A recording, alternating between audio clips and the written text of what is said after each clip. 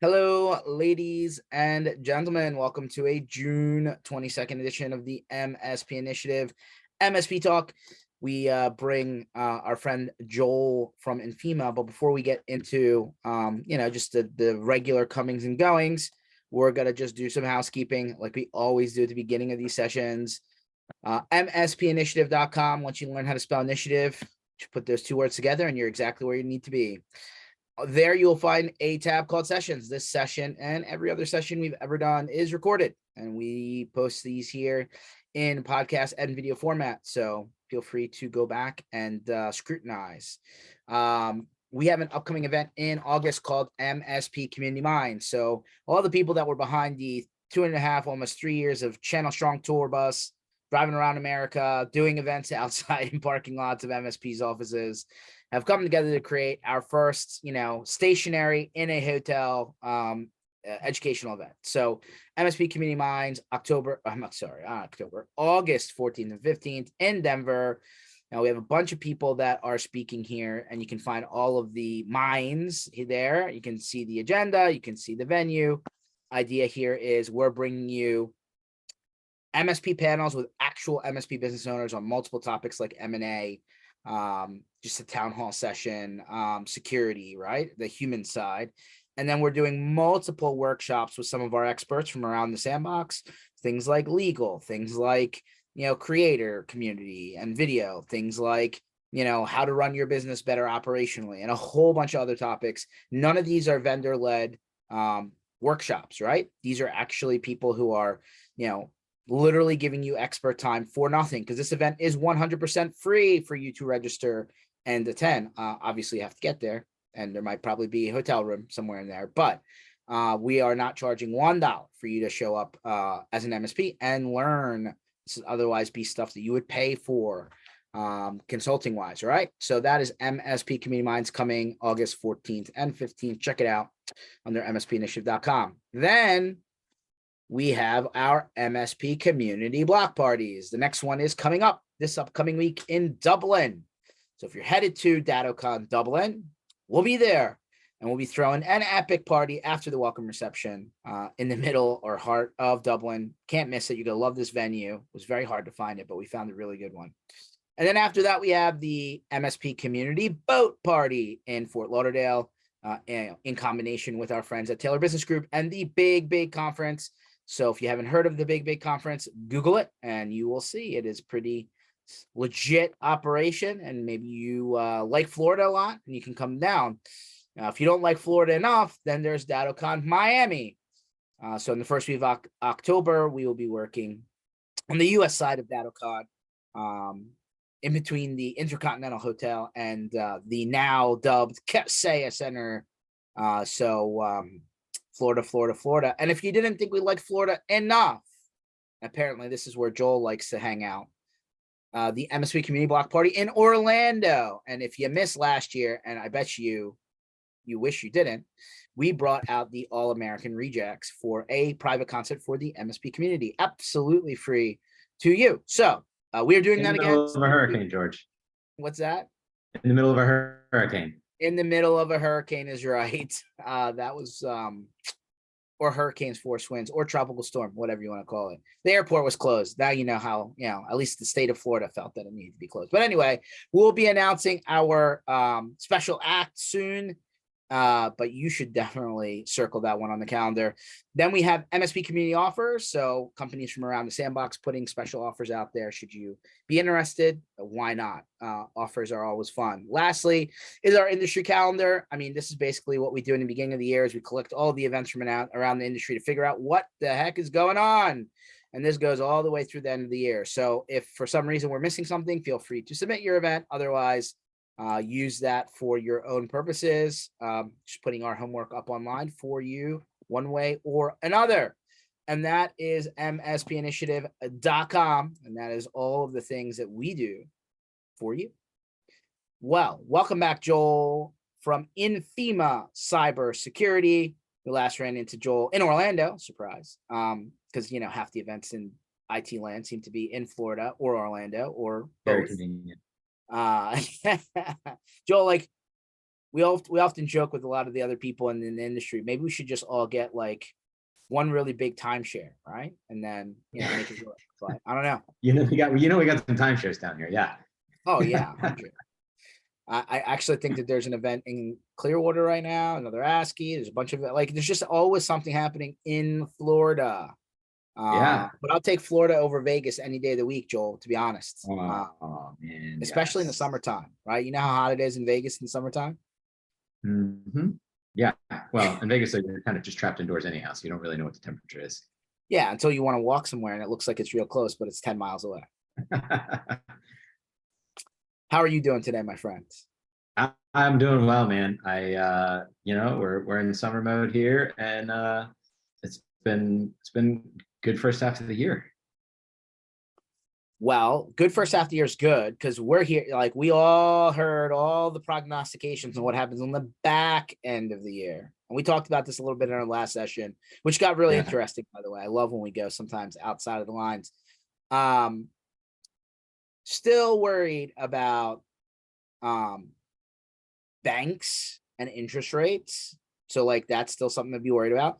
And I'm really concerned about this impending power and heat problem in Europe come wintertime, right? Like they're a little bit at a deficit, right? So something's got to give. I hope that it's all worked out. I just think that some of it's not. And I will say that, I read an interesting article maybe a week ago where one of the, it was like the founder of Vista Equity, private equity company, one that was originally involved in early days Autotask, was like, oh, the IPO market's slowly starting to maybe open up. And I'm like, no, it's not.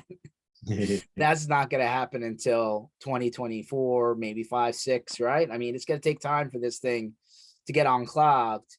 And yeah, it's an interesting time, but we always hear that technology really doesn't, runs in its own lane, right? Could be wars, could be interest problems, could be, recession, whatever, technology still moves on.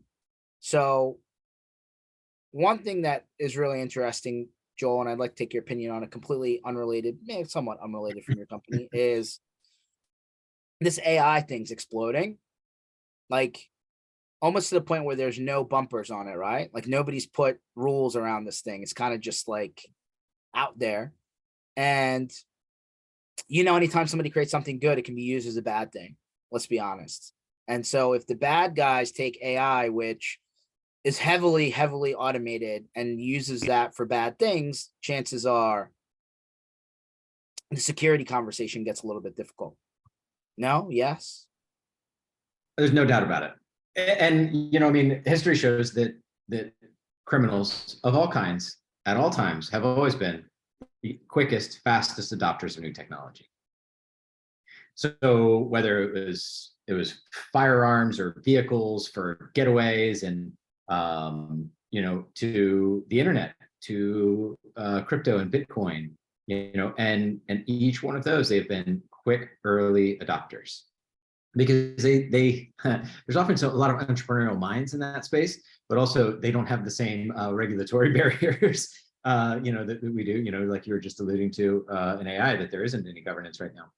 And so it's not even a question of like if, it just is, it's just how quickly are they going to scale up. And AI gives you this really fun experience of learning too. That's one of the cool things about a lot of the new AI tools. You can hop on ChatGPT and you just study a few different prompts and you can do some fun stuff. And then you immediately, start running over, and you've got stuff on Midjourney to start creating cool images and having some. Then you start moving into video, and then that's when you start getting into, there's all sorts of voice mimicry, and I mean, just really remarkable things that you can create actual seeming real conversations that, because there's so much content, for instance, of George Barisi doing these podcasts or these webinars, that we could feed all of that in, and then you don't even have to be there. We could actually just have an AI version of George here, and he's going to go and interview every single one of these people, and they'll have some of your same style, your jokes, it's amazing. So the question It's kind of does come scary, down right? to, Because oh, what absolutely. happens, like, I'm gonna go off into legal land for a second, right? Like, okay, somebody says they have a video of you robbing a bank. But like, I wasn't at that bank, but I looked, they got the video. Video doesn't lie, but it can. Oh yeah. Well, then they're going to just need to implant a cryptographic chip in you so that they know where you are, so you can validate where you are at any given time. I mean, like, this is There's getting to the point where it's like, am I me, right? Like, they say identity is the new firewall, right? Like, with like single sign-on and you move around different platforms, and it's like, yeah. I don't know if I am me anymore. If somebody can just make a virtual me and then that make me do anything. I mean, I was highly questionable when I thought it was you on stage the other night as the fire dancer. So I mean, which one is which? Yeah. So, like, are we at the point, like, do you foresee a future where, at some point there's going to have to be some bumpers on this, or this is just going to become Skynet, and we all saw where that went, or at least one version of where it could go. But Yeah.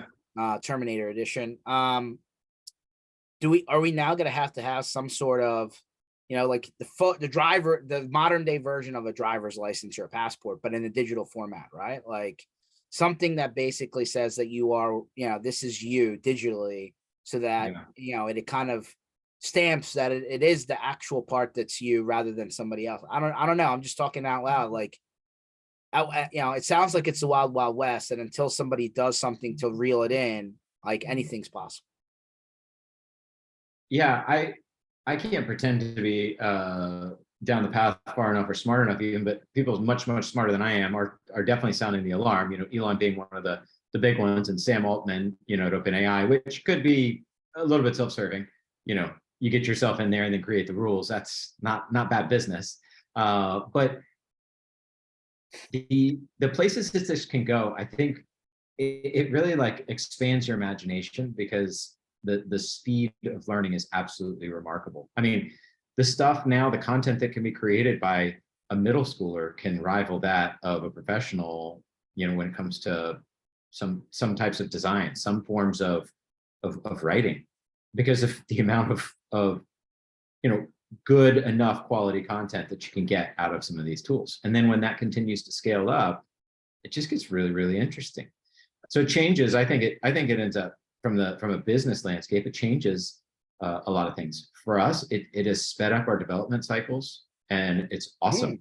Yeah, there's just a lot that you can do with AI and code. It doesn't give you anything close to your actual final product, but it gets a lot of the grunt work done that you'd otherwise be shipping off and having somebody wait for it, gotta review it, versus it can stay within one developer's domain, versus it, getting shipped out into multiple places, which really speeds up that cycle, keeps a lot more consistency as well. That has been one of the most beneficial things we've seen. I mean, and then from where it goes from I think specifically on a security standpoint is all of the things that we're talking about, or not all, in most of those conversations, there's more and more emphasis on the person. Identity is a problem that can be solved in a lot of ways. It can be solved, through ones and zeros. Some great actual software, but what we're starting to see is ways that can be circumvented pretty easily, and essentially a lot of it being that you can fool the end user. So it becomes, I think, security, the user portion of security, which everybody's always known as big. The statistics: 90% of phishing emails or 90% of attacks start with a phishing email that somebody clicks. But we end up having to circle around more and more on these human elements, because there's going to be a lot more sneaky, slippery types of attacks that are coming in and can really fool us. I mean, how do I validate that it's not you when it looks like you, sounds like you, and like literally can be the same voice? I mean, your voice has been recorded enough times. It is not hard to create any kind of speech. We could have you giving the Gettysburg Address, and it would sound just like George Bardisi. Wow, that'd be interesting. I mean, here's the thing. There's two sides of this. I think that, and you'll correct me if I'm wrong, because this is what you do a little bit. using all this new technology to fool a human being, that's happening now, right? Like, there's no question about it. If anything, it's getting better, and maybe not 100% perfect, but enough that people are clicking, right?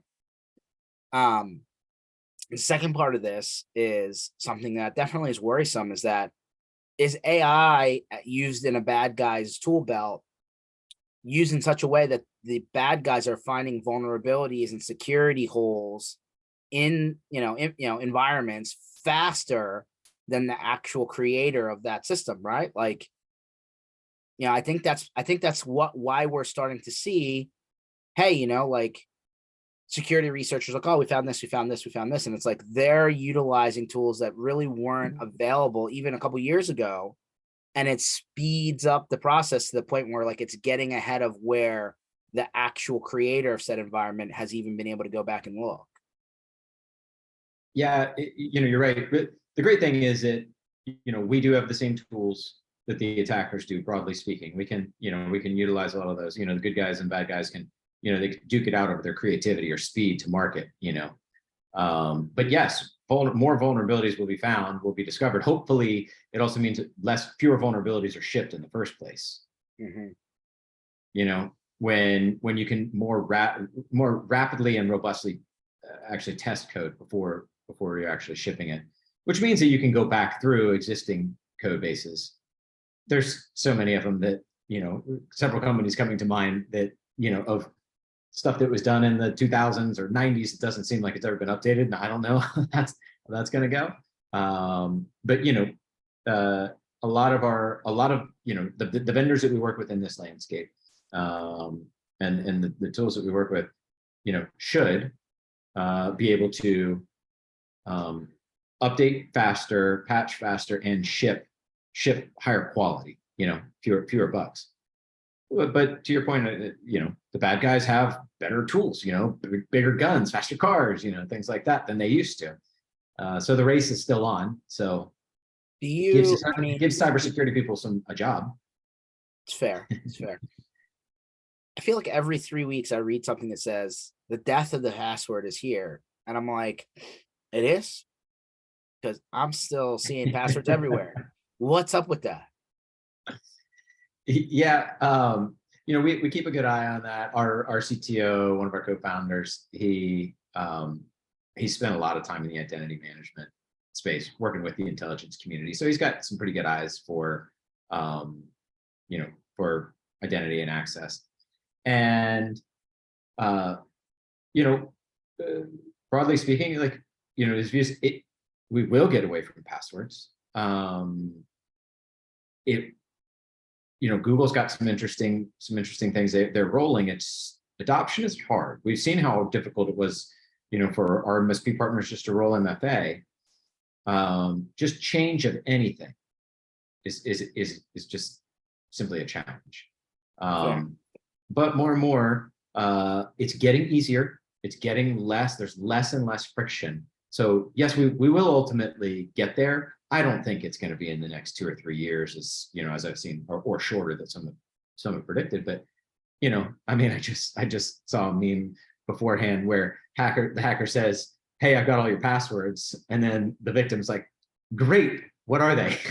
I saw that. That was awesome. That was a great one. It's like, oh, you do? It's so I don't true. have them. Send them over. Yeah. Yeah. That's funny. But yeah, to that question, it's on the way. We're a ways away. It's we talk with our MSP partners and just about security tools in general. Part of it for us, how do we continue to serve and work within the ecosystem that they need and how to fit into their stack? But what are those challenges? And overwhelmingly, it has been any kind of password management, any kind of MFA, and so until it becomes so easy that it's almost like having a saved password in that little password field, it's just going to be pushed back on hard and hard and hard. 100%. They say if you do, like, two different schools of thought. They say if you do something for 18 minutes a day, at some point you'll be an expert at that, because that's more than most people will do that particular task. Or other people have said, if you do something for 10,000 hours, then you are absolutely an expert at that thing, right? I don't know who's right. Maybe it's just a math thing and we'll add it all up. Getting spoofed is a skill, right? Like understanding that the message in front of you is legitimate or not legitimate takes practice, right? Like, I think that's, if you just do it every once in a while, then you may not catch it. But if you do it over and over again, chances are you'll pick up recognition of, wait a minute, that doesn't look quite right. Or, you know what, let me double check this link is good before I click on it. Or, Yeah.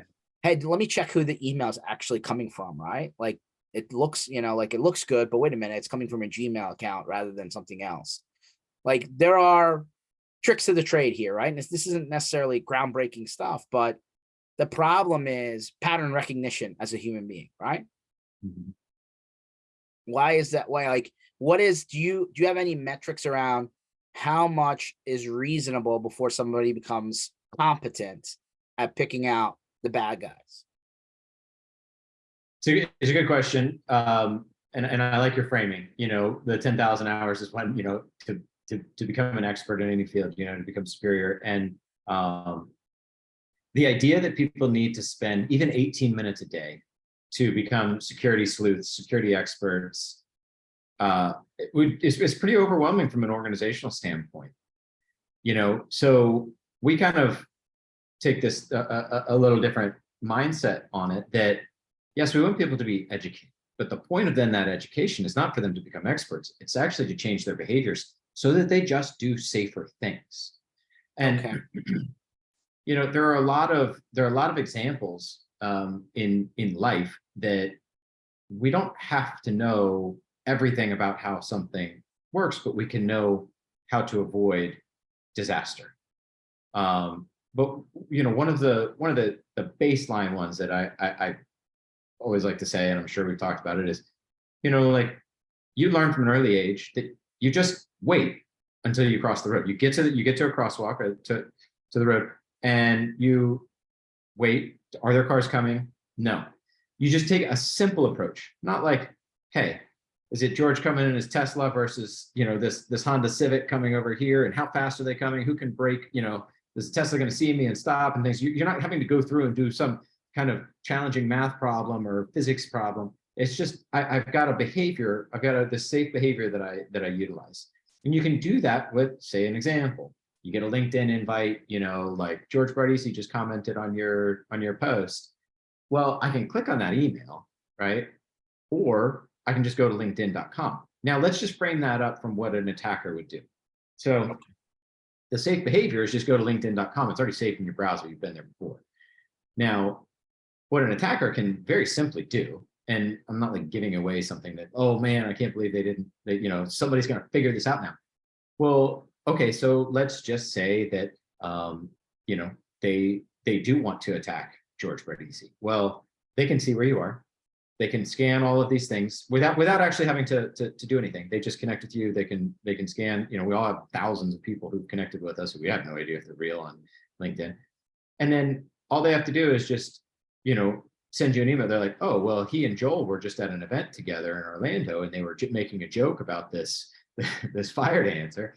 Cool. We're going to fire over an email, just scrape exactly what LinkedIn says. Boom. Joel just made this, post, and even make it something ridiculous. You're like, shoot, I need to go rein that in. Joel just said something crazy. I mean, literally, and that can be fully automated because they can get the information, they can contextualize it through AI, and boom, pop off an email to you. And you're not going to go at that point when you see that, it's so contextually relevant to your life at that moment that you're not going and looking, should I see if this is a real LinkedIn? Oh no, it's actually iilinkedin.com, or whatever, or .ru at the end, right? It's the difference is if they can hit you in that moment where you are not like security conscious because it's hitting you exactly in the moment, or in that your real life context, you're sort of a sitting duck at that moment unless you have actual safe behaviors that you've implemented. So it's not to try to say that like things are disastrous. It's just to say, hey, when you get to the road, stop, look both ways, and cross. When you get that email, cool.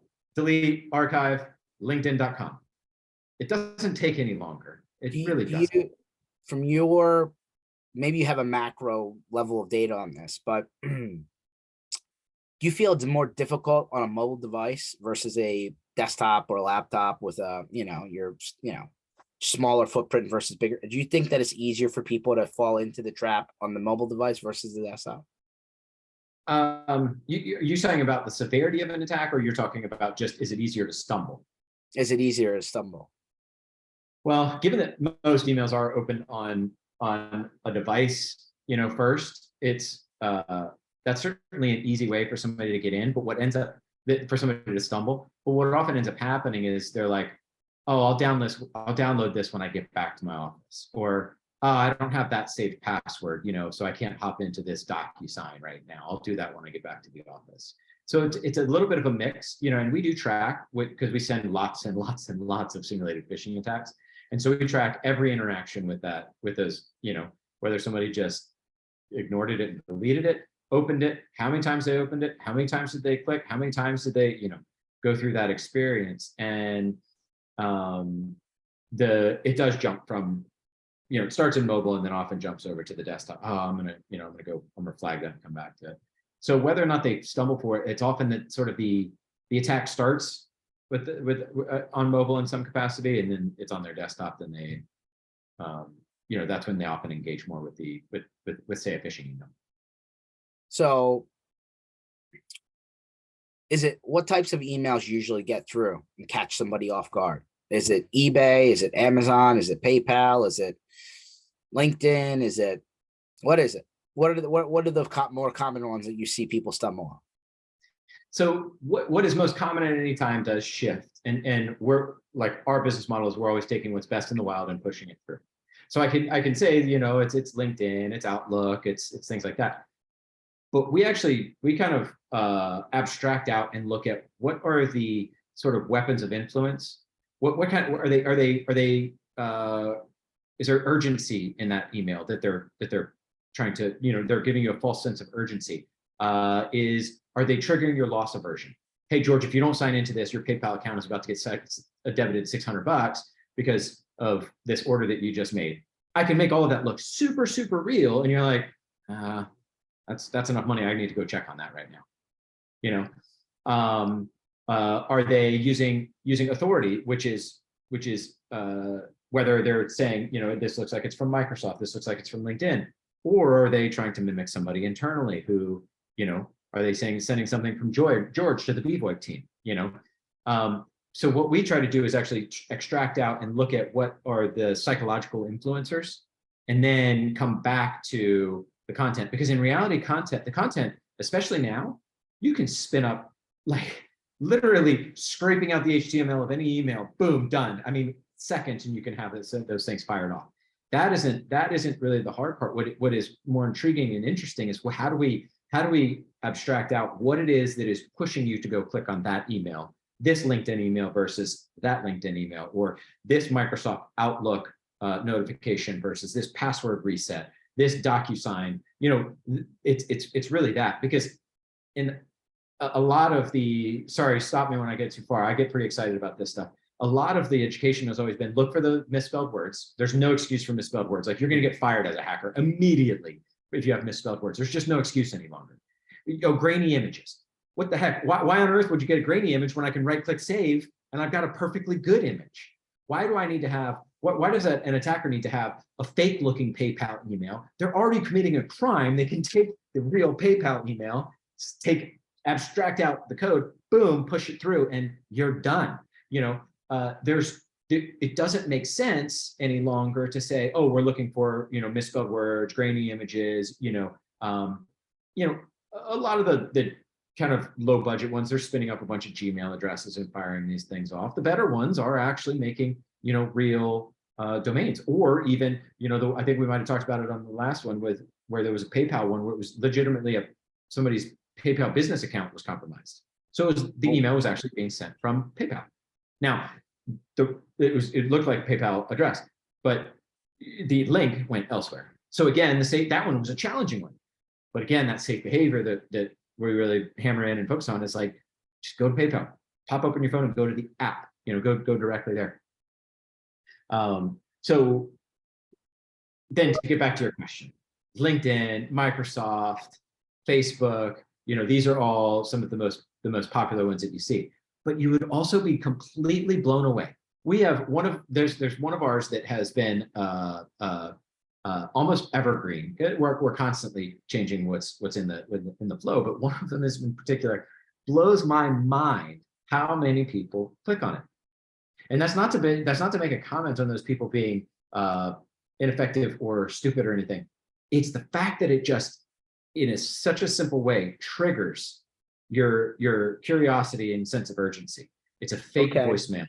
It's a fake voicemail email that just doesn't look right in any way, except for everybody's like, man, I wonder who left that voicemail for me. Any salesperson knows you don't just leave a voicemail, unlistened to. And so it's both.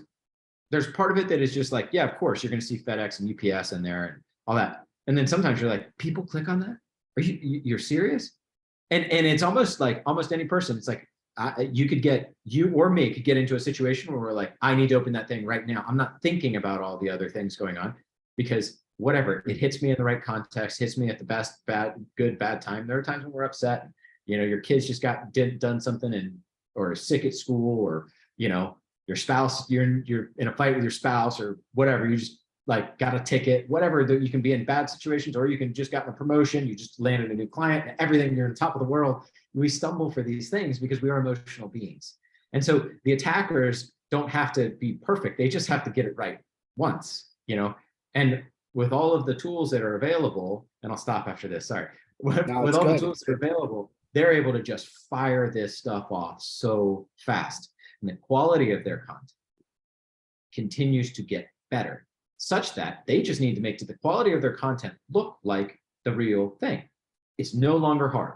That is table stakes for them. Because I've been wondering this whole time. I was like, what would get me? And I'm thinking an airline email might get me.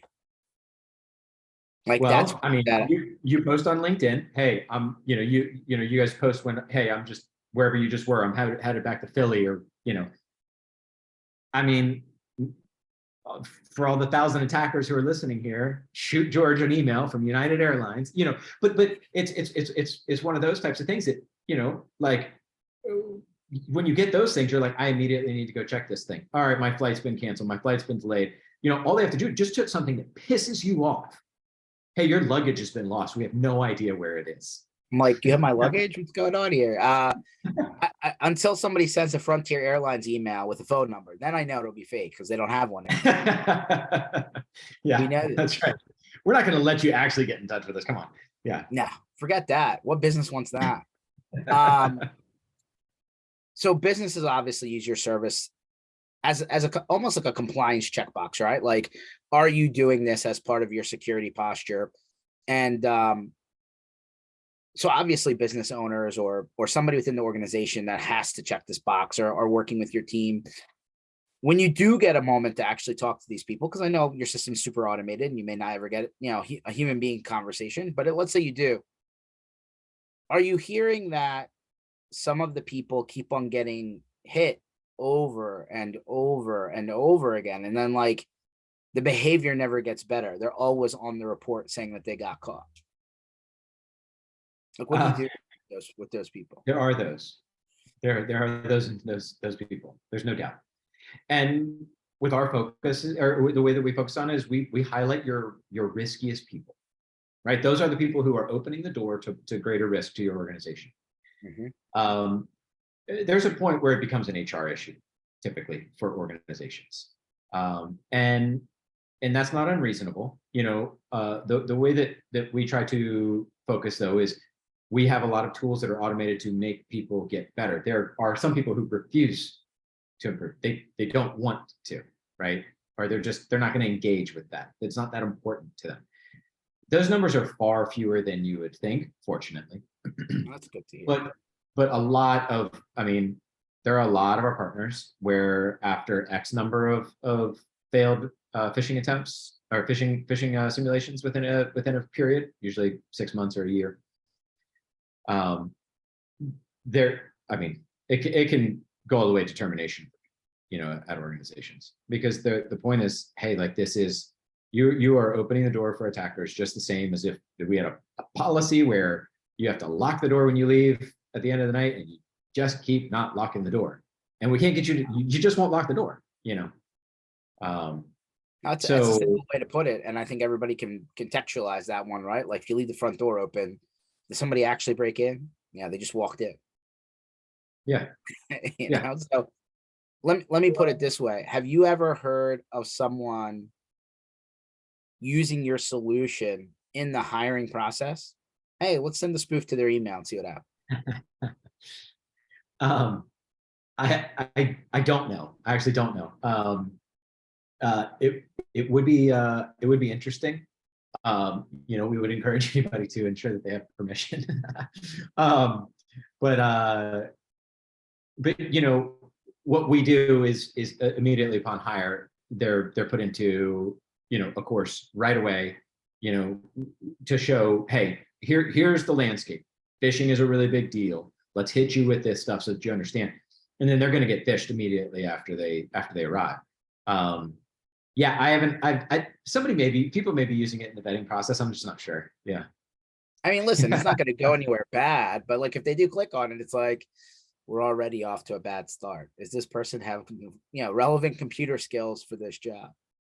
It is, and it is, but there is a counterpoint to it, that there are very few people in our entire environment who have not stumbled for a phish. Virtual CISOs, like across the board, techs at MSPs who are telling everybody not to click on things, and onboarding people onto our platform, and they still can stumble for them. And some of them are great sports, and they'll forward the email to support and be like, "You guys got me. I can't believe it. Whatever. I was looking for this money from Venmo. Here you are." So what we try to be clear on, though, is as a one-off, there is some randomness to it. It becomes a great teaching environment, teaching moment, but there is some randomness to it, such that if somebody stumbles once, that doesn't always mean that they're going to be stumbling more. It just means that it hit them at the right time, in the right place, in the right context. Mm-hmm. Which, to take that further, means in order to truly test and train and continue to test and retrain your team to get better, is you actually have to be very consistent with these simulated phishing attacks. That is ultimately key. What's the consistency then? Because a previous call, we said, I think the requirement for the people that, the line of businesses or the insurances or whatever, is a year, right? Annually. But it's probably not enough. There's not enough at bats. Yeah, you're right. It's a year. What is the right interval? Yeah, you're absolutely right.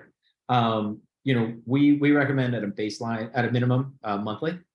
But then what's also fun is, so you get one of these and you happen to be in the wrong environment, and I'm going to nudge the team to get some United Airlines or Frontier ones out to I'm going to start looking at who flies these routes. They already heard. Don't put the phone number on there, because that's the giveaway. But let's say you stumble on one of these things, you click on one of them. Well, we have a snowball effect, meaning, like, you click on one, you're going to get an additional plus your standard. Then you click on that, you're going to. So what we do is we try to take what would have otherwise maybe been learned in 6 to 12 months, and we speed that up, turn it into like a crash test dummy. Like, hey, we're going to learn this real fast, because if you just keep clicking, you're going to get snowballed, and your not your inbox is going to be full of them, but you're going to get enough of these things that, like, and the red alert sirens are going off, like, hey, somebody needs this needs to be addressed. So what we want to do is highlight those people and then try to move towards the speediest remediation possible. But again, recall that we are remediating bad behaviors. And I've got a 2-year-old, and I'm working on changing some behaviors. And that isn't just me just scolding him, yelling at him, anything. There are times when I can change a behavior because I take a toy away. But that doesn't mean that, that it's remembered in an hour or two. And while we're all adults and we're a little bit further along, there are still some consistencies where we refuse to learn some stuff. That's fair. I've run into several people along the journey, and by the way, that's the part I love about the MSP IT sandbox, I like to call it, right? Because like, get out outside of the screen, Joel. I want to talk to you in person. Like, and when I run into end users on my journey, I have to remind them that, hey, a simple inbox compromise on your Office 365 or your Google still constitutes a breach, right? Yeah. Like, and if you're doing business with customers in different states, every state has their own rules on how to handle that situation. So like all of a sudden, what seems to be a simple thing that like could be, hey, it happens, is hey, yeah, it happens, and you need to do something about it, or else there's going to be a problem bigger than what you thought you were going to run into. And like just notifying people in a timely manner could be, hey, we're good, or hey, we didn't do it, and now we have a problem.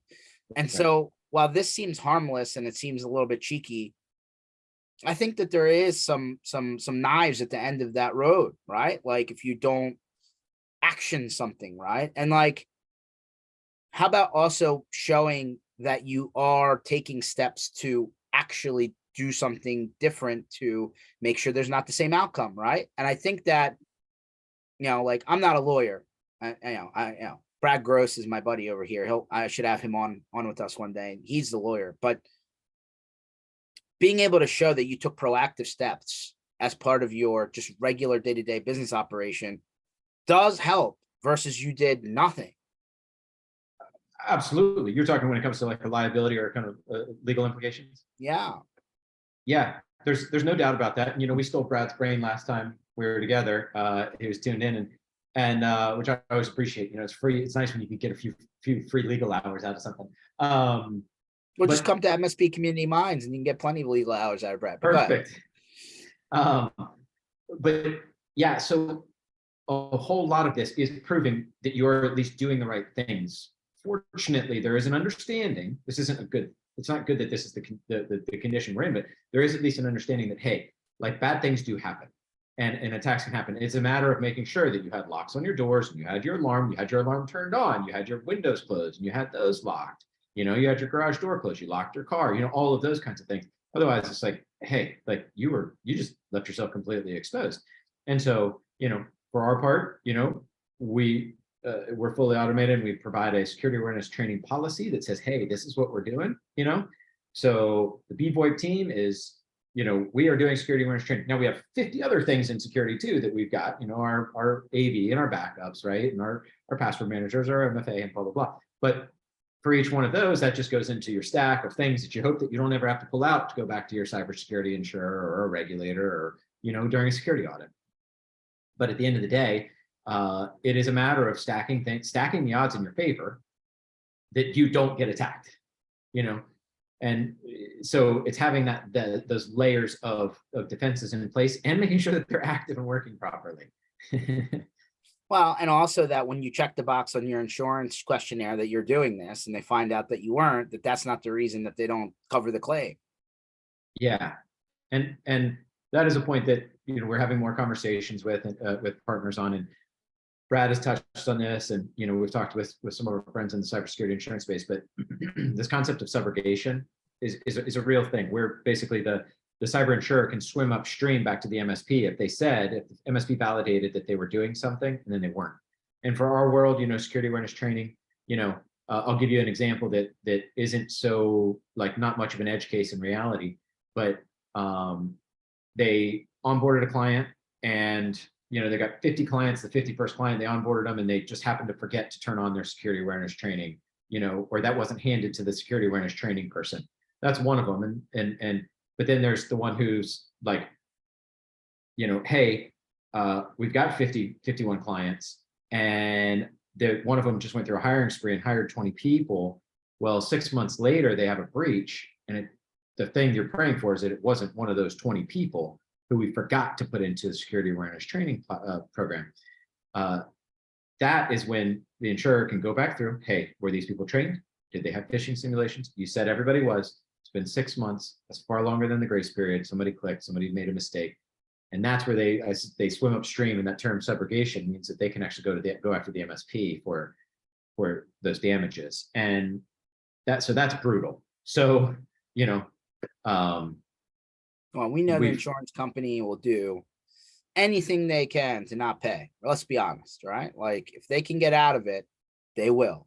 And like, by the way, and our friends Matt Lee and other people in the security part of the sandbox, they've all given us examples even this year of where insurance companies came back 2 or 3 years later and did come back and sue the MSP after the fact, because they found out something after finally the door was closed on the investigation of whatever did happen or whatever it was, right? And so that does, like, that's the last thing you want to do, have something come back from behind, right, the past, and come back and get you. It just seems like such a simple thing to check this box, and just like, I think part of the problem with any tool, and by the way, Joel, I've been around for a while myself, I've been caught in the trade show, swiped one card, and you walk down the aisle, and then like 6 months later you got a pile of stuff and you're like, I didn't do anything with half this. Am I still going to need this? Am I still going to use this? What's going on? I call it the trade show fatigue. But put your credit card away. Part of the problem is that because it takes a human being to administer it, they just don't do it. They don't have the time. They're too busy, in the shuffle, right, to get it done. And then, it just kind of goes by the wayside. Yeah, it absolutely does, which is why we're huge proponents of automation across the stack, as much as you can, for MSPs. We're just coming off, we had IT Nation Secure just recently, and every time when Jason or anybody else, Rafi, gets up to talk about anything, or Patrick Beggs or CISO, automation just keeps coming up. They're talking about their ASIO platform and all that, the automation, and so that's in mind, because we're just coming through there. And automation is key for MSPs for two big things. And one of them is the error reduction, just like you're saying, errors and omissions that you are able to capture because of automation. The other is it actually just cheapens up your cost of service so much, because, that's where you just actually expand margins. I mean, the problem with our MSP community is not typically like, oh yeah, like I'm charging so much and I feel bad for it. It's like, yeah, actually I just haven't raised prices with anybody, so I really need to expand my margins. I'd love to raise prices, but that's harder call. How can I expand margins? We're like, great, let's have that conversation, where, you can provide all of the products and services that you need to provide, hopefully with even more wow and wow factor and appreciation from your clients. But really, what we all notice is what happens in the bottom line. And so, there's the challenge for automation. The risks around automation are real, but the challenges to get there are things that the MSP community is attacking quickly. And we talk with other vendors, security or otherwise, and it's constantly like, how can we streamline onboarding? How can we automate processes? What, and automation means that you have to remove some things, that you remove some flexibility. But where's that trade-off have to hit? Those are difficult product decisions, but they're very meaningful for this community. 100%. So what's up with the sneakers? Oh, dude, yeah. So we got this 3 clicks here. We got our Air Force Ones. This is my first pair of Air Force Ones I've ever owned. But so one of our things is that we have a 3-click onboard. It's very streamlined, because we hear from MSPs like, they go and add a new tool and it's like days, weeks, months. So cool, challenge us, 3 clicks. Let's see if you can. So the shirt is 3 clicks to freedom. The shoes, we've got the Exchange event coming up, Exchange Secure in Texas, and there will be a lot of these shoes walking around within our partner community. Do you know what you just did to me, Joel? Do you understand what you just did? All I hear all day long is, when are we going to get sneakers in this joint? And I'm like, why do we need sneakers? Like, I don't get it. Everybody has the shoes that fits them. Like, this isn't like, hey, here's a polo shirt, everybody wear one, right? You see what you just did to me, man? Like, now I'm going to have to deal with this. Yeah, we all need to buy some Nike stock. Yeah, you can design up these custom Air Force Ones, but yeah, we got a really great community that they happen to love their shoes over at in the exchange, channel companies community, and so there will be quite a few of our 3 clicks kicks walking around and on stage at the event. So we're kind of leading up to that, and it'll be a little bit of fun. That's good. Well, I will see you down there. I will myself. Oh, be good. down You're gonna be there. Awesome. causing my drama as usual, right? I'll find a way usually. Then not on purpose. That's just what I do. But yeah, I guess I'll see all of your sneakers rolling around, and then I'll have to hear it from the number one offender in my company asking about sneakers. So it's just, I have a feeling I'm going to lose this battle after this time. But I have a couple more weeks so I can breathe. I think. I don't know. Hey, maybe, I mean, look, you're a pretty entrepreneurial guy. You spin up a number of different things. If you want to start up a shoe company, you might have a new client in us. So you just let me know. So we're gonna see at Exchange Security. How is IT Nation Secure, by the way? I know a couple, I was getting some feedback from a couple of people. I've never been to an IT Nation Secure. I always went to the IT Nation Connect at the end of the year, and then before they relabeled everything, I went to Automation Nation, and then they kind of stopped that, and then they turned it into IT Nation Explore, and then they kind of stopped that, and then they made IT Nation Secure. So yeah. It was great. We count a lot of friends in the ConnectWise at ConnectWise, and so it's nice to kind of be among them and get to catch up and things. And most notably, their CISO has just been tremendously helpful for us. Patrick Beggs, great guy, the DC area. So when he's there, it's great. Got to talk to him some, and they ended up with a fun little party at the end with some dueling pianos at House of Blues there and at Disney Springs.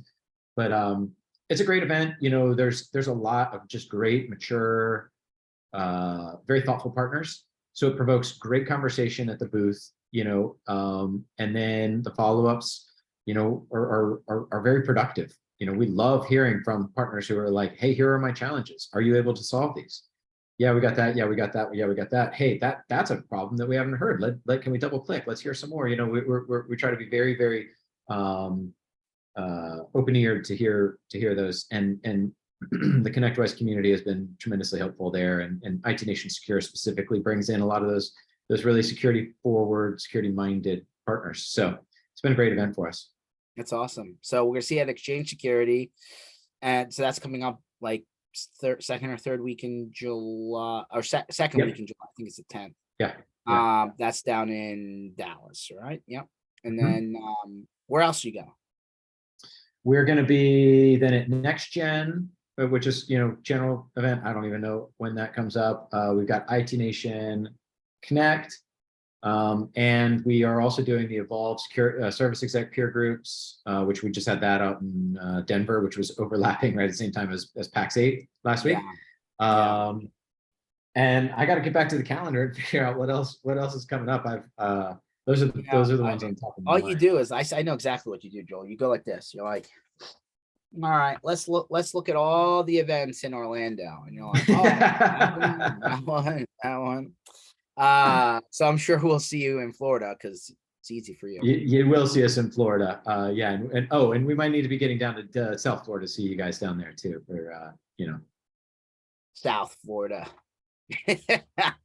Yeah, because that's where all the other things other than Orlando happen. So no, we're obviously looking forward to seeing you in person again.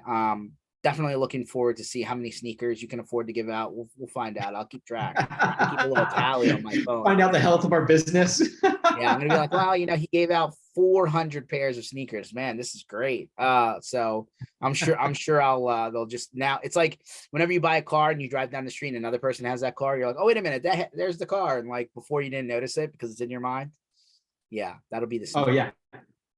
Well, these are also going to be on a commercial airing all around the event. You're going to see these things everywhere. So you're going to be dreaming about them. Yeah. All right. I'm a fan of good tactics. I like clever things. So we'll keep an eye on that. We're trying. We're watching you closely. We're learning. I'm doing this for a long time. There's interesting playbook. Okay. So this session was recorded, but before we go there, where can people find out more information on Infima, the program, the pricing, the 3-click process, and everything therein? Yeah, easiest on our website, infimasec.com, INFIMASEC.com. The demo is super painless, so you can just hop right in there, and it's 15 minutes if that's all that you want to give. And we do stay active on LinkedIn as well. Happy to connect with anybody there. 100%. So you can go back, rewind, and talk to Joel about his 3-click sneakers and how you can get one. I don't know. Maybe you just gotta have to convince him. Hopefully we'll run into Joel at Exchange Security right around the corner. If not, at the end of the year at IT Nation Connect for sure, and probably some other things in there. MSPinitiative.com. Maybe we even convince Joel to come to Denver. Who knows? But MSPinitiative.com. That's where you're going to find everything about us. We hope to see you guys in person. If not, come back here Tuesdays and Thursdays. We have a couple of days coming up where we're going to Dublin next week. So we might take a day off there. But I promise we got some good stuff coming up in the calendar. And we sure like to be on social, Joel. So don't worry. I'll make sure to poke you on there. I always enjoy that. Thanks, everyone, and we'll catch you on the next one. Thanks, George. I'll see you.